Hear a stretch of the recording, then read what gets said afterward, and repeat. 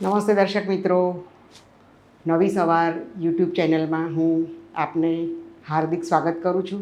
આજે નવી સવારના સ્ટુડિયોમાં એક યુવાન કલાકાર જોડાયા છે. યુવાન કલાકારનું નામ છે નેહાબેન તિવારી. નમસ્તે નેહાબેન. નેહાબેન, હું તમારું સ્વાગત કરું છું. નેહાબેન ચિત્રકાર છે અને એ કયા પ્રકારના ચિત્રો કરે છે, એમની જે આ કલાકારની આખી યાત્રા છે એ બધી વાતો આજે આપણે એમની પાસેથી સાંભળવાના છીએ. ખૂબ નાની ઉંમર છે અને એવા ચિત્રકાર છે કે એમણે લંડનમાં અનેક એવોર્ડ જીતેલા છે. નેહાબેન છેલ્લા 2 વર્ષથી લંડનમાં છે. એ રીતે બધી જ આખી એમનો જન્મ, એમની રાજકોટની જર્ની અને પછી લંડન ચિત્રકાર તરીકેની એમની યાત્રા, એ બધી વાતો આજે આપણે નેહાબેન સાથેથી સાંભળવાના છીએ. નેહાબેન, તમારો જન્મ ક્યાં થયો? મુંબઈમાં. અને પછી ભણતર અને ઉછેર રાજકોટમાં થયો છે. તો તમે શું ભણ્યા છો? મેં બીકોમ કરેલું છે. પણ અત્યારે એવું તમારો પરિચય એવો છે કે ભાઈ તમે ચિત્રકાર છો. હા. તો કેવા પ્રકારના ચિત્રો દોરો છો? હું પોર્ટ્રેટ આર્ટિસ્ટ છું. આમ તો બાકી બધું મને ફાવે છે, પણ મને પોર્ટ્રેટ વધારે ગમે છે. બરાબર છે. અને આ જે ચિત્રકલા છે, તમારું પોર્ટ્રેટ આર્ટિસ્ટ તરીકેની તાલીમ તમે ક્યાંથી લીધી છે, ક્યાંથી શીખ્યા છો? ક્યાંયથી નહીં, ગોડ ગિફ્ટ છે. બરાબર છે. પણ કંઈ પ્રેરણા મળી હતી તમને કે કોઈકને જોયા હતા તમને એ કરતા? તમે કોઈને જોયા હતા એવું કંઈ છે? હું નાનપણથી કંઈ બી આમ ફેસ જોઉં ને તો મને એમ થાય કે ના, મારે આ કરવું છે. એમનો ફેસ ને એવી રીતે ડ્રો કરવું મને બહુ ગમતું. એટલે હું ખુદ માટે જ કંઈક પ્રેરણા હતી, મને એવું લાગે છે. બરાબર છે. એટલે એ રીતે તમે જોઈને જ, એટલે નાનપણથી તમે ચિત્રકલામાં રસ છે. હા. અને એ માટે કંઈ તાલીમ નથી લીધી ને છતાં તમે આટલું સરસ કરી શકો છો. રાજકોટમાં કઈ કોલેજને વગેરેમાં ભણ્યા છો તમે? MJ કુંડલિયામાં. અને રાજકોટમાં કોઈ ચિત્રકલાની સંસ્થા સાથે સંકળાયેલા હતા? હા, Rajkot visual artist. Rajkot visual artist સંસ્થા સાથે હા સંકળાયેલા છો? હા.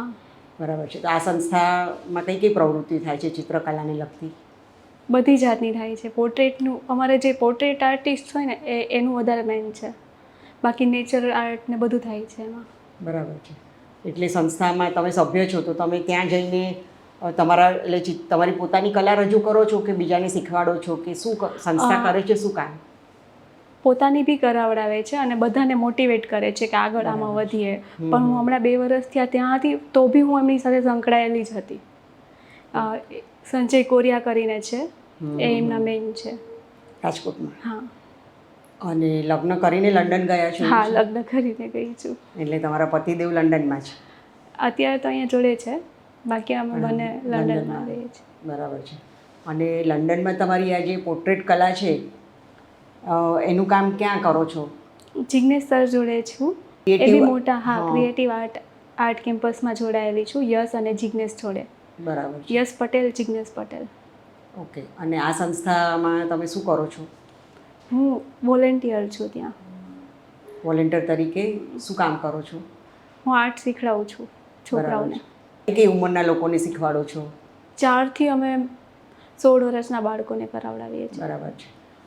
એ સિવાય, એ ઉપરાંત મોટી ઉંમરના લોકો આવે છે, વડીલો આવે છે, બહેનો આવે છે, બધા આવે છે? બધા આવે છે. બરાબર છે. એટલે ત્યાં લંડનમાં રહેતા વડીલોને પણ તમે શીખવાડો છો? શીખવાડીએ છીએ, હા. બરાબર છે.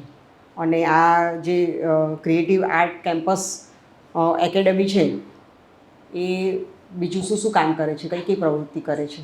હમણાં જ અમે કરેલું 100 કેનવાસ બનાવડાવ્યા સ્ટુડન્ટ તરફથી, અને ફ્રીમાં વૃદ્ધો હોય ને એમને વડીલોને સેવા તરીકે આપ્યું હતું. તમારી જે કલા છે, જે ભગવાને તમને આપેલી છે, એ કલા તમે સમાજને પાછી આપી રહ્યા છો, એટલે સમાજ સાથે સંકળાઈને. એટલે પણ તમને કેવા પ્રતિભાવો મળે છે? તમે બાળકોને શીખવાડો છો, વડીલોને શીખવાડો છો, ત્યારે એ લોકોનો પ્રતિભાવ શું હોય છે? બહુ જ ખુશ થઈ જાય છે એ લોકો. બહુ મજા આવે છે મને આ કામ કરવાથી, કેમ કે આપણને એમ થાય કે નેચરલી આપણામાં આવ્યું છે, બટ કોઈને બી આવી રીતે જોતું હોય તો આપણને કેમ ટીચર અને એવી રીતે અહીંયા મને નથી મળ્યા, તો મને એમ થાય કે ના, અમારા થ્રુ કોઈ શીખે અને કોઈ આગળ વધે. બહુ જ આપણે ખુશ થઈએ. તમે પોર્ટ્રેટ આર્ટિસ્ટ છો તો અત્યાર સુધી એવા કેટલા પોર્ટ્રેટ કર્યા હશે આશરે? અને ક્યાં એક્ઝિબિશન થયું છે તમારું? એક્ઝિબિશન મારું અહીંયા બી થયું છે રાજકોટમાં. 2 થી વધારે થયા છે. પણ લંડનમાં બી 2 કરેલા છે એક્ઝિબિશન. લંડનમાં મને 2 એવોર્ડ મળેલા છે પાર્લામેન્ટ થ્રુ. એક તો વિરેન્દ્ર શર્મા તરફથી મળેલું છે અને બીજું આયર્લેન્ડના પ્રધાનમંત્રી તરફથી. World book of records. હા, વર્લ્ડ બુક ઓફ રેકોર્ડ બી મળેલો છે. હા, એટલે એ શેના માટે? વર્લ્ડ બુક રેકોર્ડ અમે 100 પેઇન્ટિંગ બનાવ્યા ને એમના એ માટે. બરાબર છે. એ ત્યાં લંડનમાં જ આ બધું કામ કર્યું છે તમે? લંડનમાં જ કર્યું છે, જિગ્નેશ સર જોડે જ. બરાબર છે. કોઈ ચોક્કસ વિષય સાથે મળીને તમે કામ કરો છો કે કોઈ અવેરનેસ માટે કામ કર્યું હતું કે શેના માટે કર્યું હતું આ તમે 100 કેનવાસ બનાવેલા, 100 પેઇન્ટિંગ? કેર હોમ ના હોય, કેર હોમ એમને ડોનેશન માટે કરેલું. બરાબર છે. હા. એટલે આવી રીતે બધી તમે ડોનેશન આપીને સેવા આપીએ છીએ. સેવા માટે જ તમે કામ કરો છો. હા, બરાબર છે. તમને પોતાને બહુ ગમે છે? બહુ જ ગમે છે. કેટલો કલાક તમે આપો છો? કેટલા કલાક આપો છો તમે આ સંસ્થાને? આ સંસ્થાને હું સેટરડે સન્ડે ત્યાં જ હોઉં છું. બીજા દિવસોમાં બી અમે આવી રીતે પેઇન્ટિંગ કરતા હોઈએ છીએ, પણ એ મને ગમે છે એટલે હું ત્યાં જાઉં છું. બાકી એઝ અ ટીચર ત્યાં જાઉં છું. એઝ અ ટીચર તમે ત્યાં આ સંસ્થા સાથે સંકળાયેલા? Saturday Sunday. હા. બરાબર છે. અને તમારું ભવિષ્યનું શું પ્લાનિંગ છે? બસ મારું તો પહેલેથી જ આ પ્લાન હતો કે હું આગળ તો આમાં જ વધીશ, બાકી નહીં હોતું ક્યાંય. પોર્ટ્રેટ પેઇન્ટિંગમાં જ આગળ પોર્ટ્રેટ જ મને ગમતું હતું. પહેલાં બધાને એવું લાગતું હતું કે આ તો કેમ કે આ બધા પપ્પા મમ્મીને એમ જ હોય કે આ ભણવામાં આગળ વધે, કેમ કે મારો ભાઈ સીએ છે, મારા પપ્પા ઇન્કમ ટેક્સ ઓફિસર છે, મારી બેન જર્નલિસ્ટ છે, એવી રીતે બધા એટલા તો બધાને એમ હતું કે આ બી ભણવામાં જ જાય, પણ હું અલગ જ લેવલમાં નીકળી ગઈ. બરાબર છે. એટલે તમે કલાનું ક્ષેત્ર પસંદ કર્યું? મેં પહેલેથી જ આ જ પસંદ કર્યું. તમને ગમે છે? સંતોષ છે ને? બહુ જ ગમે છે. સૌથી તમે આ જે કલાનું તમારું આખું જે કારકિર્દી છે તમારી, તો કલા સાથે સંકળાયેલો એક સરસ યાદગાર અનુભવ કહો અમને. એમાં હું છે, હું નાની હતી ને ત્યારથી જ આમ ક્યાંય બી રસ્તામાં કે કાંઈ બી દેખાઈ જાય ને તો હું એને ડ્રો કરવાનું બાલ મંદિરથી જ ટ્રાય કરતી હતી.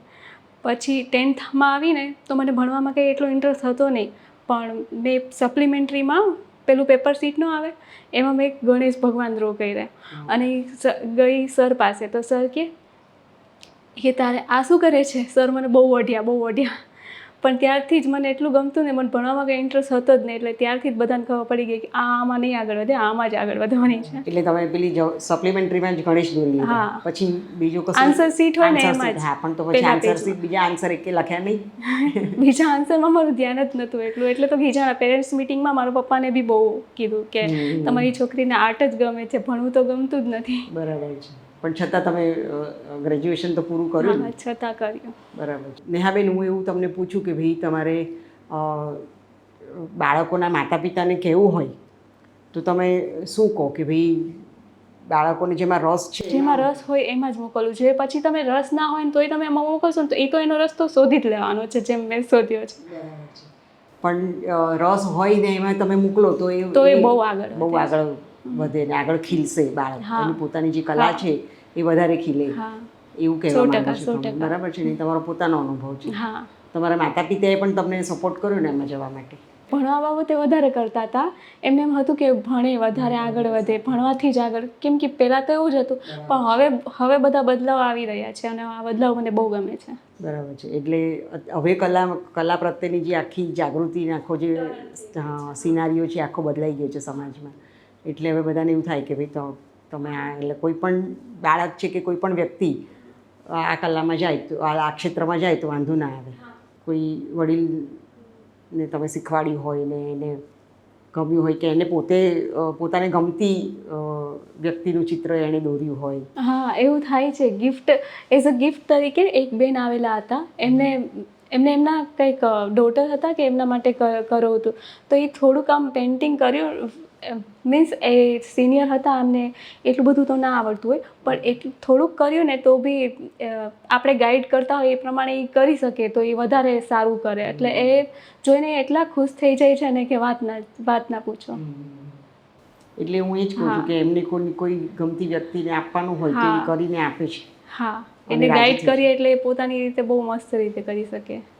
નેહાબેન, એક આર્ટિસ્ટ તરીકે આ જે કલા છે એ વ્યક્તિને ક્યાં ક્યાં ઉપયોગી થાય છે એના જીવનમાં, હેલ્પફુલ થાય છે? મને લાગે છે આ બધી જગ્યાએ હેલ્પફુલ થાય છે, કેમ કે તમે એક આર્ટ કરશો ને તો તમારું મન એટલું શાંત થશે અને તમે દુઃખી હશો તો બી તમે ખુશ થઈ જશો અને ક્યાંય બી તમે જાઓ તો આમ આર્ટ જુઓ ને તો તમને તમારું મન ક્યાંય આમ અટવાયેલું હોય કે ક્યાંય બી હોય ને તો તમે તરત ખુશ થઈ જાઓ કે ક્યાંય લાઈવ પેઇન્ટિંગ જુઓ. તમે જોજો હોસ્પિટલમાં ને એમાં જ એવી બધી જગ્યાએ પેઇન્ટિંગ શું કામે રાખેલી હોય કેમ કે માણસ ડિપ્રેશનમાંથી બહાર નીકળે તો તમે વિચાર કરો ખાલી જોઈને તમે ડિપ્રેશનમાંથી બહાર નીકળી જતા હોય તો તમે એ કરવામાં તમને કેટલી મજા આવતી હશે. ભલે તમે ના સારું કરો પણ એ કરવામાં મજા તો બહુ જ આવે છે. એટલે હું તો ચાહું છું કે બધા કરવા જોઈએ. ઇન્ટરેસ્ટ હોય કે ના હોય તમે 2 વાર કરશો ને તમે ઓલરેડી ઇન્ટરેસ્ટ આવી જ જશે. એટલે જે કલા છે એ તમને જીવનમાં આનંદ આપે છે, શાંતિ આપે છે. શાંતિ આપે છે અને મને લાગે છે કે નિરાશામાંથી તમે કીધું એમ બહાર પણ લઈ આવે છે. બહાર પણ લઈ આવે છે. તમારો કંઈ એવો અનુભવ છે? હું છે ને ભણતી હતી ને એની જોડે જોડે મેં ફેશન ડિઝાઇનિંગનું સ્ટાર્ટ કરેલું હતું કેમ કે મને કંઈ સ્ટડીમાં ઇન્ટરેસ્ટ હતો ને મેં કીધું ફેશન ડિઝાઇનિંગનું કરું તો કંઈક તો ડ્રોઈંગનું ને એવું આવશે તો મેં એ ચાલુ કર્યું. તેમાં મારે આખું ફાઇલ બનાવવાની હોય, તેમાં ફેશન ડિઝાઇનિંગનું આખું ડિઝાઇન કરવાનું હોય. તો હું મારા ફ્રેન્ડનું ને એનું બધાનું ડિઝાઇનિંગ હું કરતી હતી. તો એટલું બધું કરતી હતી ને કે મારો અંગૂઠો કામ કરતો બંધ થઈ ગયો અને એક્ઝામ આવવાની હતી ને અંગૂઠો કામ કરતો આમ અડીએ ને તો બી ફીલ ના થાય કે હું અડું છું કે કંઈક કરું છું. તો એટલી ગભરાઈ ગઈ હતી ને મેં કીધું ભગવાન તમે અંગૂઠો લઈ લીધો ને તમારું તો જીવન આખું નકામું જ છે. હું પેઇન્ટિંગ કેવી રીતે કરીશ? મને એ વાતની વધારે ટેન્શન હતી. પછી ડૉક્ટર પાસે ગઈ એમને દવા આપી પછી બધું સારું થઈ ગયું. એટલે એટલું તમને આમ જાણે કે આ નહીં છે ને તો હું તો છું જ ને એવું થતું. ના પણ એટલે આટલું શું કહેવાય કે તમારું આ જે ચિત્રકલા છે એનું તમને આટલું બધું વળગણ છે હા કે તમે આખું એમાં ઓતપ્રોત થઈને તમારી જાતને પણ તમે ભૂલી જાઓ છો. હા એટલી એવી રીતે સરસ એ કરો છો તમે. નેહાબેન, તમે અમારા સ્ટુડિયોમાં આવ્યા અને પોર્ટ્રેટ આર્ટિસ્ટ તરીકે આખી તમારી જે વાત છે અને એક કલા વ્યક્તિને જીવનમાં ક્યાં ક્યાં ઉપયોગી થાય છે. અને બીજી સૌથી મહત્ત્વની વાત મને એ ગમી કે તમે માતા પિતાને કહ્યું કે બાળકને જેમાં રસ છે એ શીખવા દો. એ વાત બહુ જ અગત્યની છે મારા માટે ને તમે આટલી સરસ વાત અહીં આવીને અમારી સાથે વહેંચી એ માટે હું તમારો આભાર માનું છું. Thank you. હું પણ આભાર માનું છું કે તમે મને મોકો આપ્યો અહીંયા કહેવા માટેનો.